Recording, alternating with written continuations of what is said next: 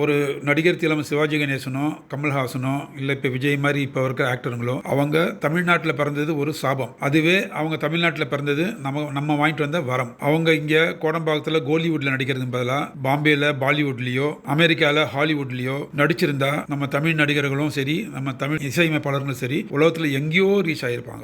நான் சொல்கிறத வியூவர்ஸும் ஒத்துக்குவீங்கன்னு நினைக்கிறேன். இந்த சீனில் பார்த்தீங்கன்னாக்க வில்லன் சொல்லுவார், இந்த நல்ல வேலையை செஞ்சது ஜாயிண்ட் செக்ரட்டரி டிஃபென்ஸ் தான் அப்படின்னு தெரிஞ்சா கவர்மெண்ட் ஆஃப் இந்தியா அவருக்கு செக்ரட்டரி டிஃபென்ஸா ப்ரமோஷன் கொடுக்கும் அப்படின்னு. அந்த வீடியோ ப்ளே பண்றேன், பாருங்களேன். டவுட் பண்ணி கொண்ட 12 பேரையும் இவரோட டீம் தான் கொண்டாங்கன்னு சொல்லுவோம். அடுத்த டிஃபென்ஸ் செக்ரட்டரியா ப்ரமோட் ஆயிடுவாரு. இன்ஃபேக்ட் உண்மை என்னன்னா கவர்மெண்ட் ஆஃப் இந்தியாவில் சென்ட்ரல் மினிஸ்ட்ரியில் எந்த மினிஸ்ட்ரியை எடுத்துக்கிட்டாலும் அதில் ஹைராரிக்கு பிரகாரம் பார்த்தா ஜாயிண்ட் செக்ரட்டரிக்கு அடுத்தது செக்ரட்டரி கிடையாது. ஜாயிண்ட் செக்ரட்டரிக்கு அடுத்தது அடிஷனல் செக்ரட்டரி, அடிஷனல் செக்ரட்டரிக்கு அப்புறம் தான் செக்ரட்டரி. ஒரு சில மினிஸ்ட்ரியில் நடுவில் ஸ்பெஷல் செக்ரட்டரின்னு கூட இருக்கும்.